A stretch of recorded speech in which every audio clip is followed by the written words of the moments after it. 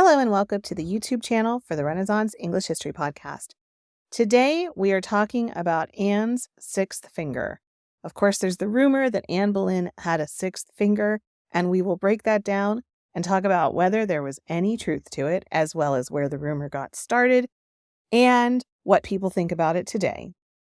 So if you are new here, very special warm welcome to you. I'm your host, Heather, and I have been podcasting on Tudor England since 2009. This is the place where I put all of my episodes from various podcasts, as well as loads of extra content like this one right here. So Anne Boleyn, the enigmatic second wife of Henry VIII and the ill-fated mother of Elizabeth I, has always been a figure shrouded in mystery and intrigue.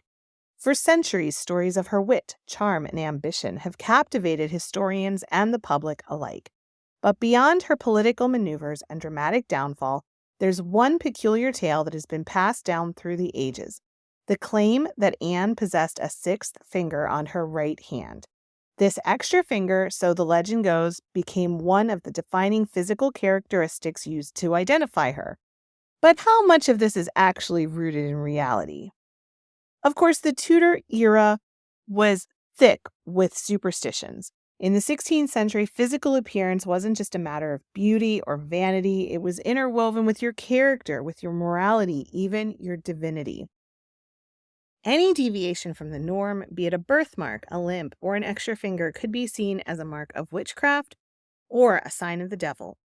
For a queen, especially one as polarizing as Anne, any physical imperfection could be weaponized by her detractors. These were the times when whispers of witchcraft and dalliances with the dark arts could lead to accusations, trials, and executions.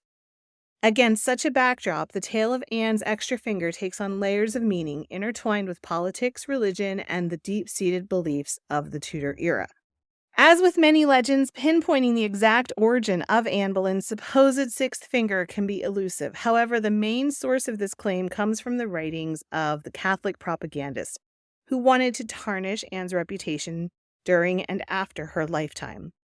Nicholas Sander was a Catholic recusant writing in the late 16th century, like around 1570s.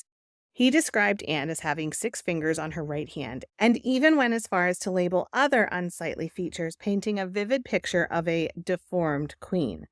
Sanders' motives are transparent. By portraying Anne in such a light, he aimed to strengthen the Catholic stance against the Protestant Reformation that Anne was instrumental in initiating.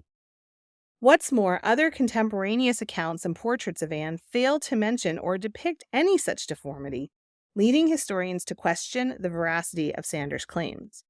The tale, it seems, might have more to do with religious politics than factual anatomy.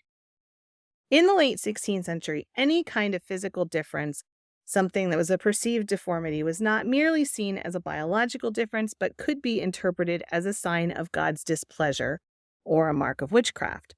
Anne, being at the heart of England's tumultuous religious shift, was already a controversial figure.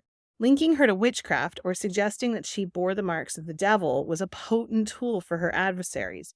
It also would work to make Elizabeth seem more illegitimate if Elizabeth was the daughter of a witch, so Catholic recusants writing during Elizabeth's reign could taint her that way.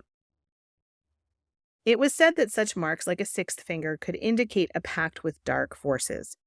This portrayal of Anne would make it easier for her detractors and Elizabeth's detractors to cast her as the evil force behind Henry's break from the Catholic Church. Hence, the idea of her having an extra finger was not just an idle rumor, but a malicious attempt to demonize her further. Margaret Roper, who was the daughter of Sir Thomas More and is famous for having received a very good education, was very learned, is among those who commented on Anne's supposed sixth finger. However, she had motives behind those claims. Her father, Thomas More, was a staunch Catholic and an opponent of the king's marriage to Anne. His personal beliefs and subsequent execution could have influenced Margaret's perception or the stories she chose to relay. Most of the accounts suggesting Anne had a sixth finger come from years or even decades after her death. Many of them, like I said, were written by Catholic propagandists or individuals who were antagonistic towards the Boleyns. These are at odds with descriptions from Anne's contemporaries. For example, an ambassador from Venice wrote in 1532, Mistress Anne is not one of the handsomest women in the world. She's of middling nature, a swarthy complexion, long neck, wide mouth, bosom not much raised, and in fact has nothing but the king's great appetite and her eyes, which are black and beautiful. You would think that in something like that, they might mention that she had a sixth finger, right? So, balancing these contradictions, it's essential to approach the topic with a discerning eye, understanding the potential for bias in the historical accounts. There are some historians who propose a middle ground, suggesting that Anne didn't have an extra finger, but perhaps a minor deformity or growth on one of her fingers, which could be perceived as an additional nail or small lump. For example, Alison Weir posits this idea, noting the possibility that Anne might have had a double nail or a small second nail, which could have been seen as an extra finger by those looking for reasons to defame her. This is based on an account by George Wyatt in the 1590s, who wrote, "There was found, indeed, upon the side of her nail, upon one of her fingers, some little show of a nail, which yet was so small, albeit in beauty she was to many inferior, but for behavior, manners, attire, and tongue she excelled them all. She was, indeed, a very willful woman, but yet that and other things cost her after dear."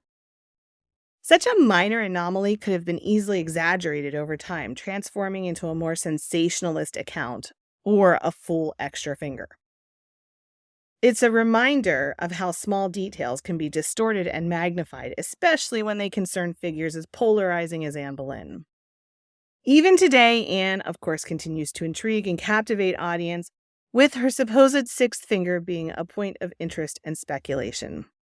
The consensus among today's historians is generally skeptical about the sixth finger claim. Most believe it was a product of propaganda aimed at tarnishing Anne's image. Yet, like I said, some historians discuss the possibility and tend to dismiss it as unlikely, with the evidence pointing more towards minor anomalies or a complete fabrication. In pop culture, her portrayal in movies, TV series, and theater often hinges on the director or writer's interpretation. Some dramas, like The Tudors, opt not to depict the extra finger, while others might hint at it subtly, using it as a symbol of Anne's otherness and the court's distrust of her. And of course, there are gazillions of internet theories in blog posts and debates in forums and Tudor history groups. Regardless of the validity of the claim, the legend of her sixth finger underscores her lasting cultural impact. It's a testament to how myths and stories, whether true or false, can shape our understanding of historical figures and keep them alive in public memory. Thank you so much for watching. If you've made it to the end of this video and enjoyed it, I hope I earned your subscription to my channel, where I put out videos like this almost every day. And hey, why not press that like button too? Who doesn't want their YouTube algorithm Tudorfied? Thank you so much again for watching. You are deeply loved and appreciated. I appreciate you watching. I appreciate you being here in this world, not just because you watched. Don't forget to drink your water, and I will see you in the next video.